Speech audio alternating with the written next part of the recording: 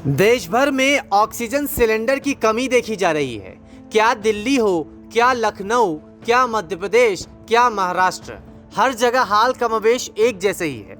दिल्ली के सीएम अरविंद केजरीवाल कई बार केंद्र से गुहार भी लगा चुके हैं कि ऑक्सीजन सिलेंडर की व्यवस्थाएं कराई जाए और साथ ही कई बार अपनी बेबसी भी दिखा चुके हैं।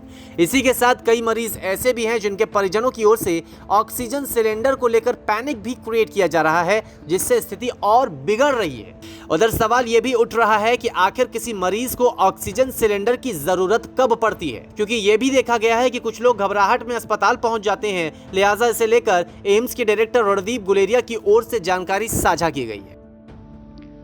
ऑक्सीजन एक बहुत इंपॉर्टेंट ट्रीटमेंट स्ट्रैटेजी है कोविड-19 के लिए, लेकिन उसका मिसयूज जो है वो भी एक बहुत इंपॉर्टेंट फैक्टर है।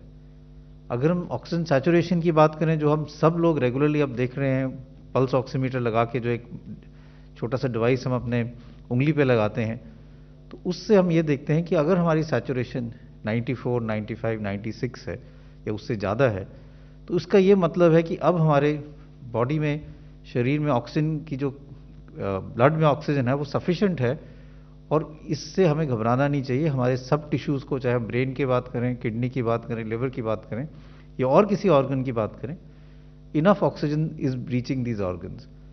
इसलिए ये ज़रूरी नहीं है कि अगर आपकी ऑक्सीजन सैचुरेशन 94, 95 है तो आप ऑक्सीजन लगा के उसको 98, 99 करें।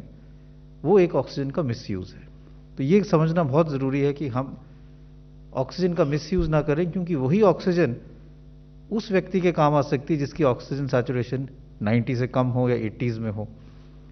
तो एक तो मैं ये कहना चाहूँगा कि ऑक्सीजन की जो जुडिशियस यूज़ है, जब किसी व्यक्ति की सैचुरेशन 93 से कम हो, इससे पहले जब हम लोगों को ऑक्सीजन थेरेपी देते थे, लॉन्ग टर्म ऑक्सीजन थेरेपी जो हम कहते हैं, जिनको ब्रोंकाइटिस है, फेफड़े खराब है, वो अपना सैचुरेशन 88, 90 पे भी ठीक काम चल जाता था। 92 पे भी उनको ऑक्सीजन कॉन्सेंट्रेटर के साथ काम चल जाता था और ठीक रहते थे। मतलब 95-96 रीडिंग के दौरान ऑक्सीजन पर मरीज को लगाने की कोई जरूरत नहीं होती। हाँ, कुछ पैमाने हैं, उसे भी ध्यान में रखना जरूरी है। सब तरह से पूरी कोशिश करके ऑक्सीजन की सप्लाई और डिस्ट्रीब्यूशन को ठीक करने के लिए एफर्ट किए गए हैं। उसमें और भी तेज़ गति लाई जाएगी और इसका नतीजा भी दिखना शुरू हो गया है और भी आगे आगे दिखेगा।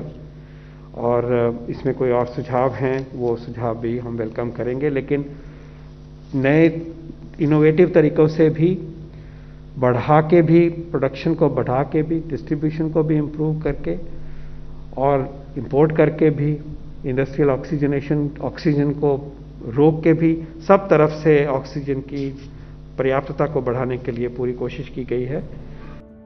कोरोना के नए केस को कम करना ही है और इसके साथ ही पुराने केस पर भी तेजी से रिकवरी करनी होगी, तब कहीं जाकर हालात काबू में आएंगे। ऑक्सीजन का इस्तेमाल भी बहुत ही सोच समझकर करना जरूरी है, नहीं तो हालात कहीं ऐसे ना हो जाएं कि जिसे जरूरत है उसे ऑक्सीजन ना मिले और जिसे जरूरत नहीं है उसके पास ऑक्सीजन व्यर्थ में पड़ा रहे। डॉक्टर्स की सलाह भी जरूरी है और सलाह के आधार पर इलाज भी।